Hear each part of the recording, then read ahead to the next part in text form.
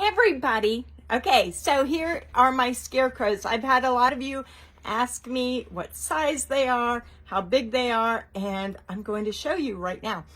This little guy I just finished. He is an Etsy order. So for those of you who ordered off my Etsy this week, this is what the smaller version looks like.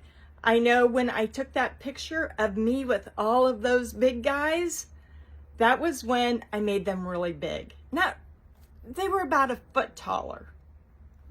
If I were to stand this guy up, he would be 3 feet tall if he could stand.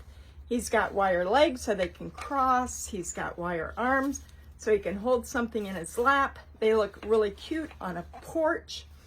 But I had to keep them under 20 inches. So from the top of his head to the lap is 20 inches. So he's still a good size. You can see him, you know, compared to the shelf back here. He looks great on your porch. So I don't make the big ones anymore because those I took to craft shows and they sold really well there. And I didn't have to worry about shipping. But when I have to ship those big ones, it's like double the price of shipping. So it was getting to be like $40 to $50 to ship one. For these guys, I can ship them for $10 to $18. Okay, that's why they are this size. They do wear size 3 to 5 in kids' clothes. So I just staple them on the back and on the front.